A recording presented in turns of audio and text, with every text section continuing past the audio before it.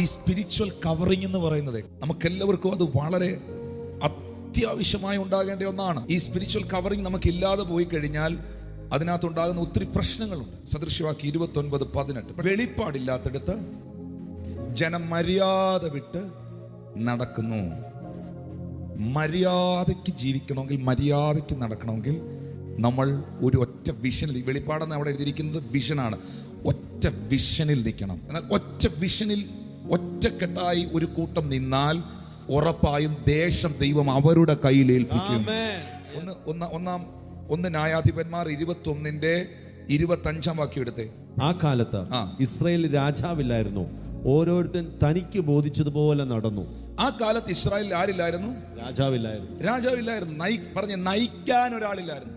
നിങ്ങൾ നയിക്കുമ്പോൾ തന്നെ നിങ്ങളെ നയിക്കാൻ ഒരാൾ വേണം. നിങ്ങൾ അധികാരമുള്ളവരായിരിക്കുമ്പോൾ തന്നെ നിങ്ങൾ ഒരു അധികാരത്തിന് വിധേയപ്പെടുന്ന ആളായിരിക്കണം. ഉൽപ്പത്തിയില് ദൈവം മനുഷ്യന് എല്ലാ അധികാരവും കൊടുത്തു. എല്ലാം നിങ്ങൾ നയിക്കാൻ പറഞ്ഞു. മൃഗങ്ങൾക്ക് നിങ്ങൾ പേരിടാൻ പറഞ്ഞു. നിങ്ങൾ വിളിക്കുന്ന പേരാണ് പേര്. നിങ്ങൾ വാഴ്ച നടത്തുന്നവരായിരിക്കണം, നിങ്ങൾ അധികാരമുള്ളവരായിരിക്കണം, നിങ്ങളുടെ കയ്യിൽ തരികയാണ് സകലതും. പക്ഷേ അപ്പോൾ തന്നെ നിങ്ങൾ അധികാരമുള്ളവരായിരിക്കുമ്പോൾ നിങ്ങൾ ഞാൻ വെച്ച അധികാരത്തിന് വിധേയപ്പെടുന്നവരായിരിക്കണം.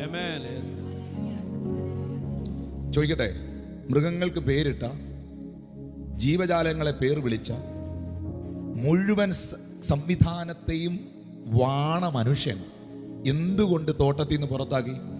എല്ലാത്തിലും അധികാരമുണ്ടായിരുന്നവൻ കുറച്ച് സമയത്തേക്ക് അവൻ ഒരു അഹങ്കാരിയായി അധികാരത്തിന് വിധേയപ്പെടാതെ പോയി.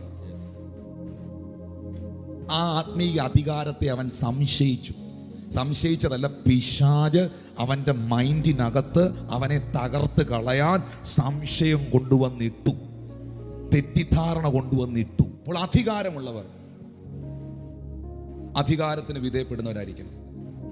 നിങ്ങൾ എങ്ങനെ മിനിസ്റ്റർ ചെയ്യുന്നു, നിങ്ങളുടെ കൂടെ നിൽക്കുന്നവർ അങ്ങനെ നിൽക്കും. നിങ്ങൾ എങ്ങനെയാണോ ഒരു ആത്മീക അധികാരത്തോട് ബിഹേവ് ചെയ്യുന്നത്, നിങ്ങളുടെ കൂടെ നിൽക്കുന്നവർ അങ്ങനെ തന്നെയായിരിക്കും ബിഹേവ് ചെയ്യുന്നത്. ഒറ്റ തിരിഞ്ഞ് നടക്കുന്നവൻ എപ്പോഴും ആക്രമിക്കപ്പെടും. ഒരു കവറിങ്ങിൽ നിൽക്കുന്നവൻ പ്രൊട്ടക്റ്റഡ് ആയിരിക്കും. ഇപ്പം ലിസൺ ടു മീ, നമ്മൾ ഈ ഒരു ഹോളിനകത്തിരിക്കുക. ഇപ്പൊ ആളുകൾ കല്ല് പറക്കി എറിഞ്ഞു, ഒരിക്കലും ആ കല്ല് നിങ്ങളുടെ മേത്ത് കൊള്ളില്ല, പെട്ടെന്നൊന്നും കൊള്ളില്ല. കാരണം ഇതിനൊരു കവറിങ് ഉണ്ട്.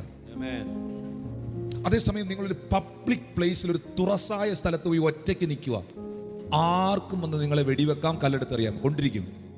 കാരണം കവറിങ് ഇല്ലാത്തടത്താണ് നിങ്ങൾ നിൽക്കുന്നത്. എപ്പോഴും ഒരു കവറിങ് നമ്മളെ പ്രൊട്ടക്ട് ചെയ്യുന്നതാണ്.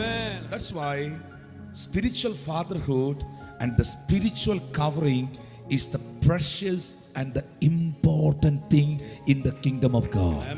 ഇത് നമ്മുടെ ജീവിതത്തിൽ തകർത്ത് കളഞ്ഞ്, ഇത് നമ്മുടെ ജീവിതത്തിൽ ഇല്ലായ്മ ചെയ്ത്, റോങ് ആയി മിസ്ഗൈഡ് ചെയ്ത്, മിസ്അണ്ടർസ്റ്റുഡ് ചെയ്ത്, തെറ്റിദ്ധരിപ്പിച്ച് സാത്താൻ നമ്മളെ കൊണ്ടുപോകുന്നത് നമ്മളെ നന്നാക്കാനല്ല. സഭാപ്രസംഗി 10:8